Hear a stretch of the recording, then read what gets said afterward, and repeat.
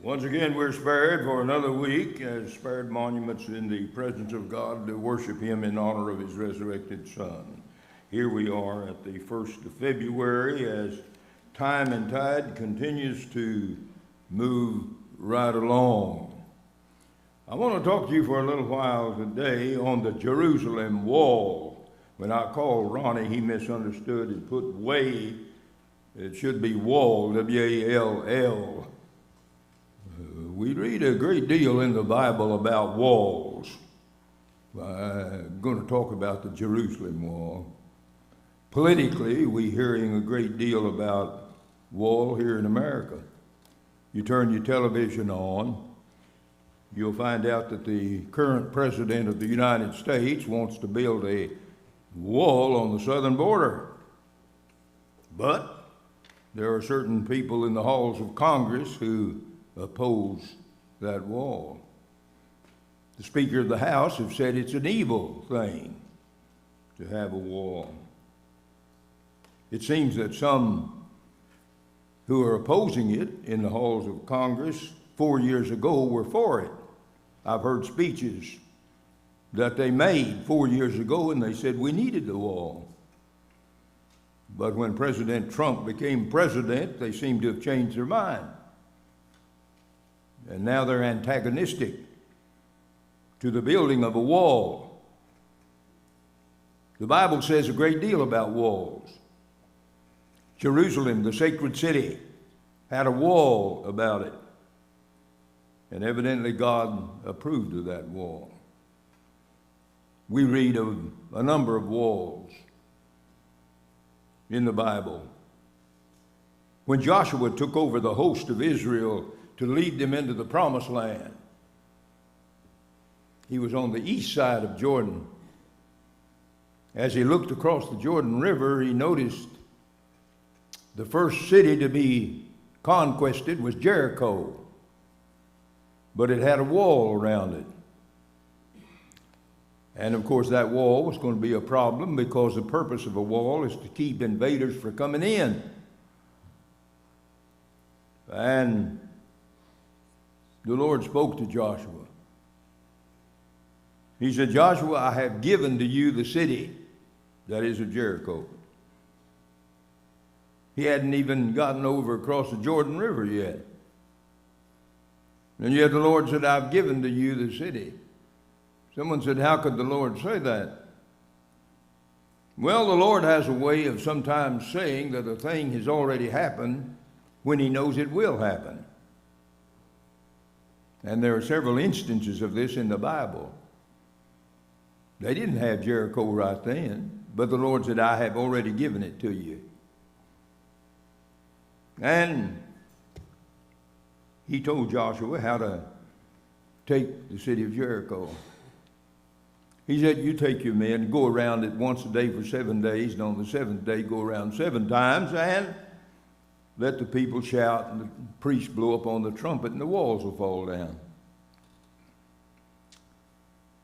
I've often thought when the people of Israel were marching around that wall, how that the people of Jericho could hear them. They could hear them marching around it inside the wall.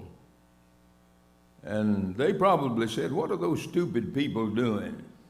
Every day they've been marching around this wall for 7 days, and it seems today they're marching around it several times. I wonder what they think they can accomplish by marching around. Our walls are impregnable. They can't get through them, so they can't take our city. And about that time there was a blast, and according to archaeological discoveries, the wall fell inside rather than outside. They fell this way, inside. Matter of fact, they might have killed some of the people of Jericho who had a house close to the wall. We don't know about that. Could have happened. And when the walls collapsed, all Israel had to do was just go in and take it. It wasn't any problem. Problem at all. Then there's the walls of Babylon. When Nebuchadnezzar besieged Jerusalem in 606, he lived on the Euphrates River and he had a magnificent city called Babylon. He built it actually over the river. Half of Babylon was on the east side and half was on the west side. And his walls were over 100 feet high. They built walls around cities. They've been useful for years and years and years. And the wall was so wide that he could line up 6 chariots abreast or side by side on top of the wall. It was 60 miles around the city of Babylon, 15 each direction. And of course it crossed the river twice, crossed the Euphrates River twice. And Nebuchadnezzar provided chariot races to entertain people in the city. And you could see them 60 miles all the way around it, 15 in each direction. The horses and the chariot, you could see them. Quite entertaining. But that's the way Nebuchadnezzar wanted it. He had plenty of money. He was a world ruler. And the walls were high enough that it was, and thick enough that it's almost impossible for an enemy to get inside of Babylon. He even kept soldiers on top of the wall with cauldrons of hot lead, heated, and if an enemy tried to come in, they'd pour this hot melted lead on top of their heads, and that would defray them. He kept that up there all the time. That was for the enemy. That was for the foreigner that wanted to come in, wanted to take over.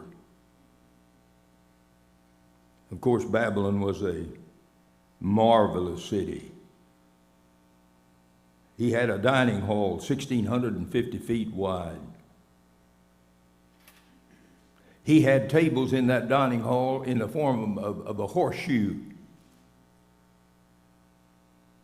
And it had to be big because he had a lot of generals. He had a lot of warlords, and they had several wives. They didn't just have one wife. They had several wives. So when they had a party, the dining hall had to be big. It had to be big. According to historians, he didn't have waiters and waitresses to wait on these people and serve them their food and wine.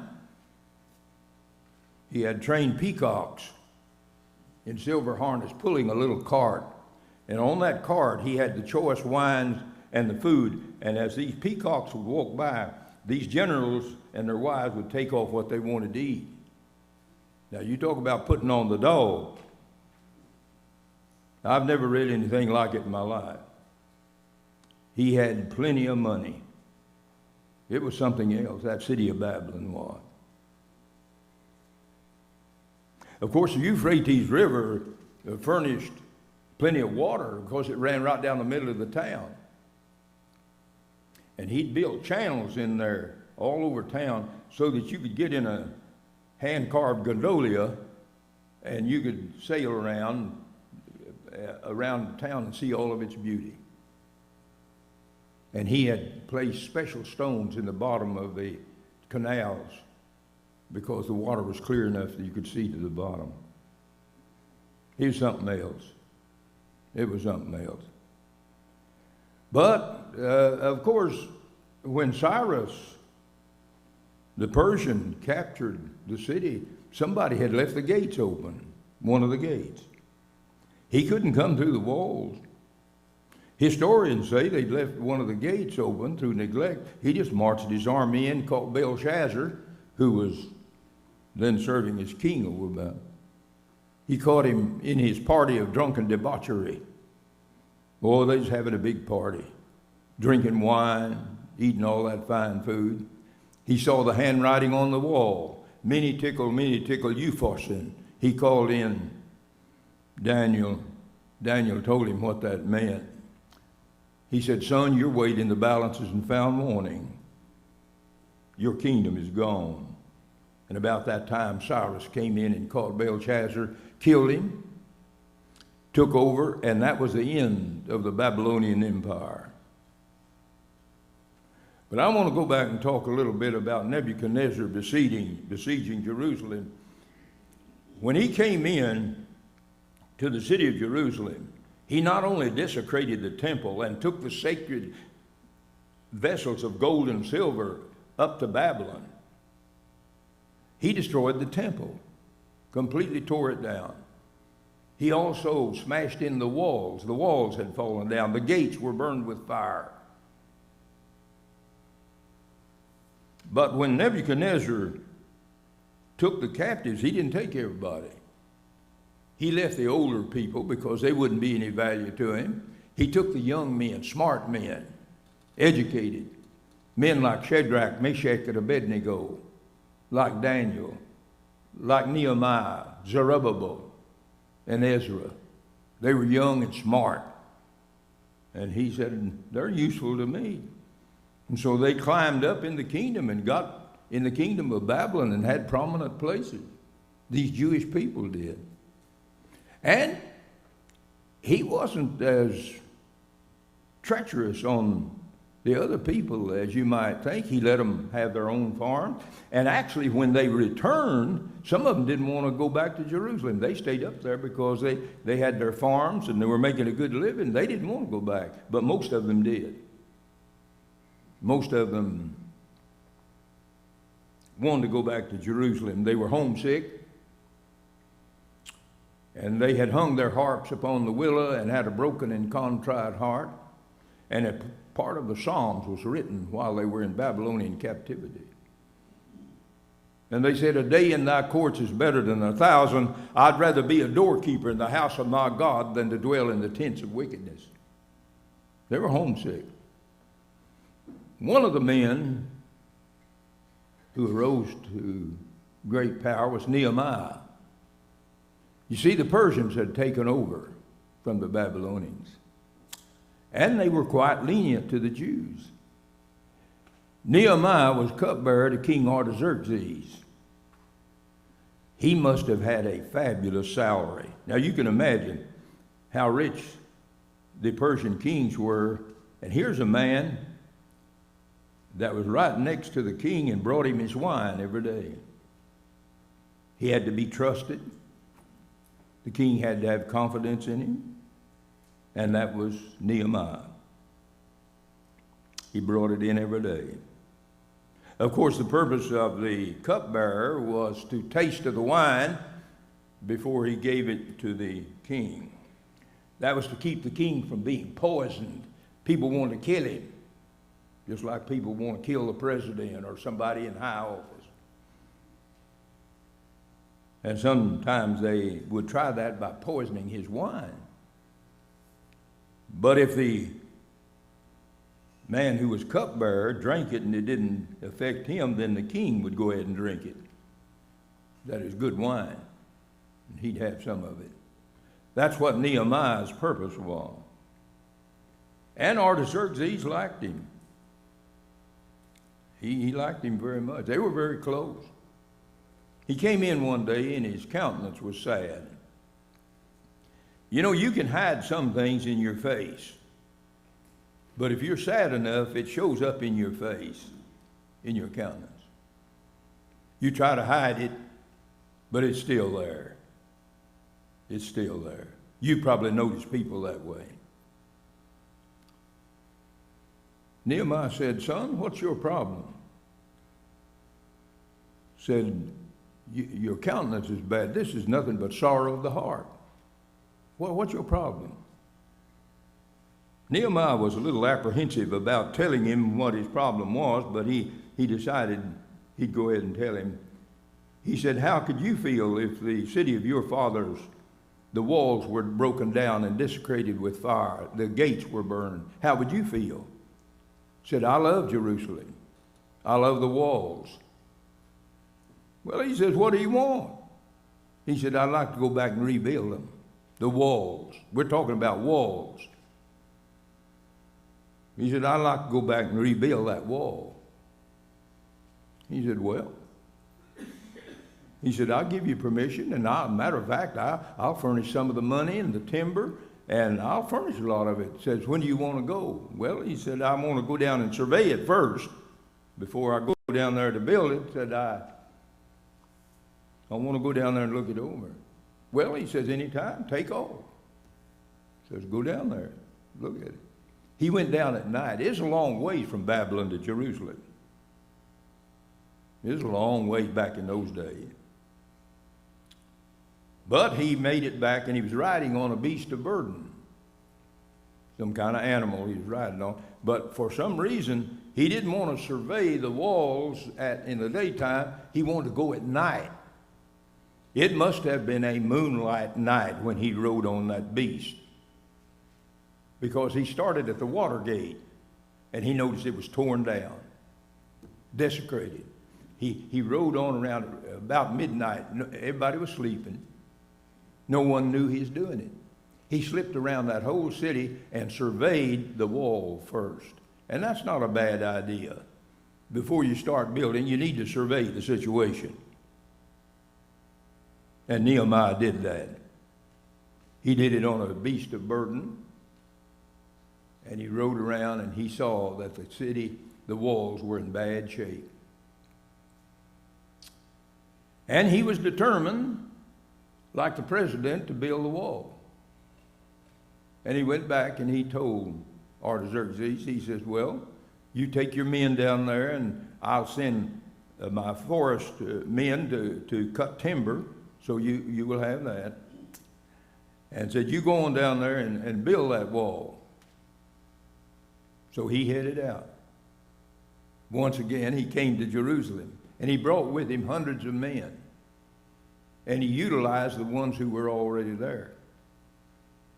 And he started building the wall. And for a short while, everything went pretty well. But when you start doing a good work and a work of the Lord, you're going to have opposition. There's going to be people against you. You can mark that down. When you stand for the truth, there's going to be people against you. You mark that down in your book.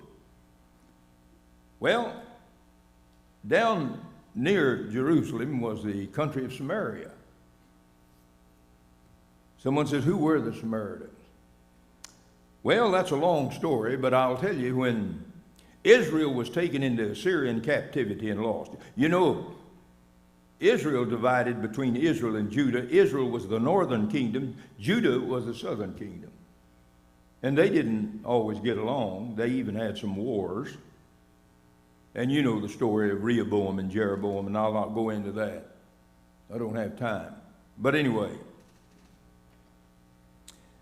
when those Jews, known as Israel, was taken into Syrian captivity, they left a lot of Jews there, and they mixed and mingled with the Gentiles, and from their offspring came a people known as the Samaritans. They were half-breeds, really.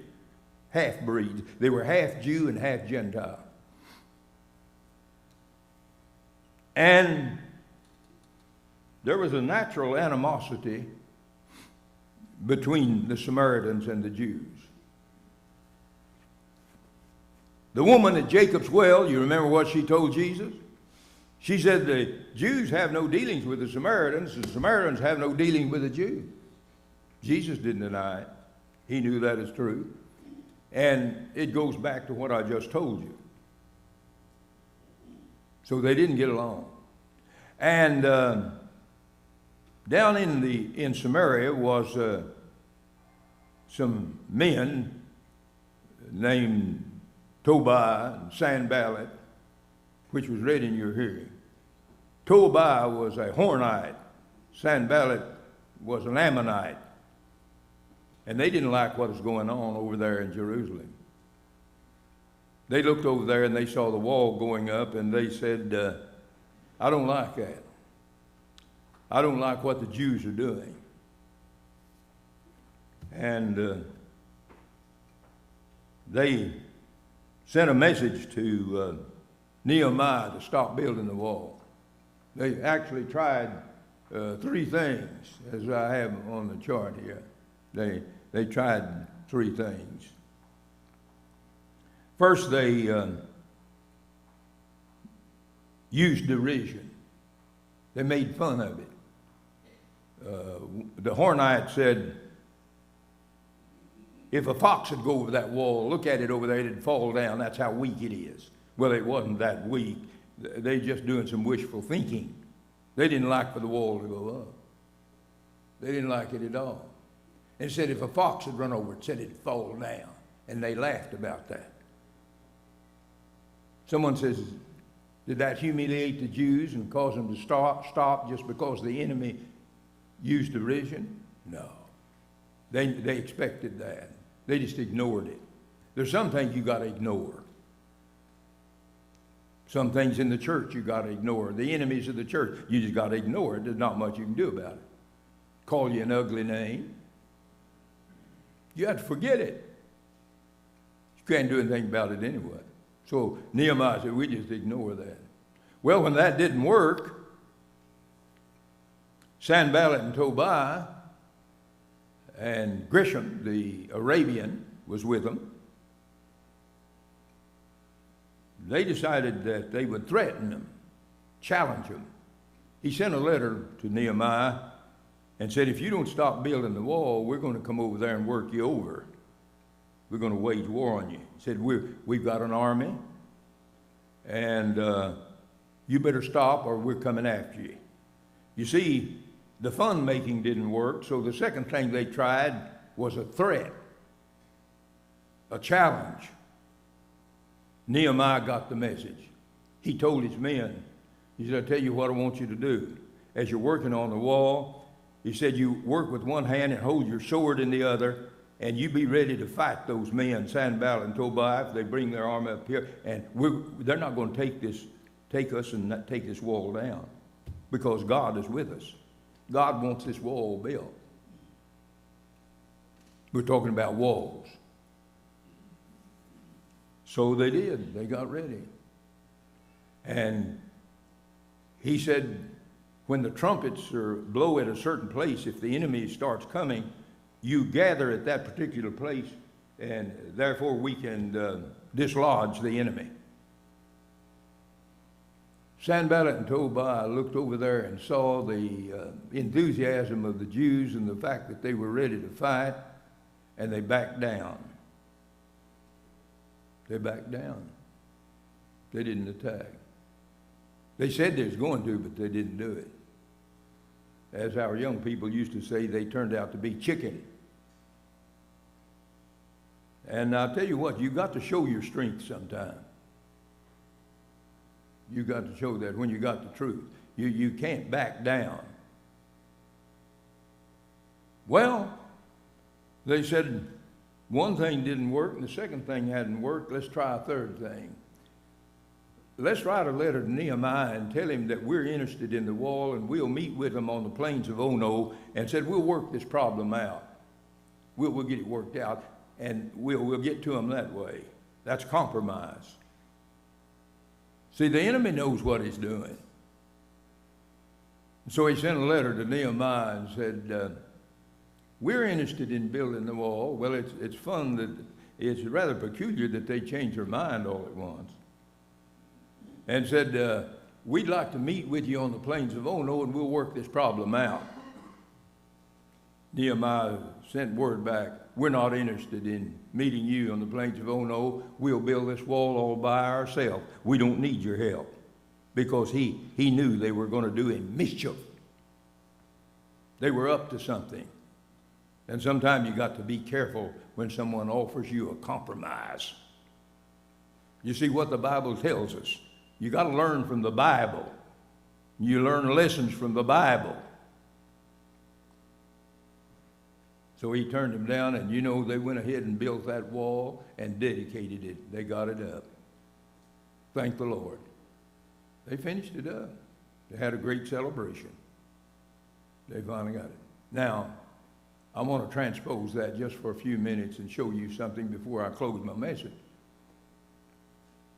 When the Restoration movement started here in this country, and Alexander Campbell and Barton W. Stone and John Smith and several others, began to preach, the first thing the denominations did was to make fun of them and said, you can't restore New Testament Christianity. That's impossible. You just can't do it. They just ignored that. They said, well, if you're not going to quit preaching the old Jerusalem gospel, we'd like to challenge you for debate. We'll debate you folks in the Church of Christ. They did, but they lost every debate. Alexander Campbell met Bishop Purcell, and he met the atheist in New Orleans who challenged him, and he defeated both of them. So they decided that didn't work. So they backed out of that. Now, you can't get them to debate with you because they've had too many losses. The third was compromise. They said, let's meet together and compromise this situation. But they refused to do that. And as a result of it, New Testament Christianity was restored. And the reason I'm telling you this is there's a parallel between Nehemiah building the walls of Jerusalem and the restoration of New Testament Christianity. There sure is. Same thing happened. Today we've got to stand for the truth. I don't care. Numbers don't mean anything. Only the Lord does.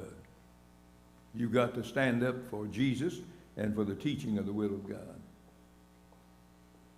And so that's my sermon on the Jerusalem wall.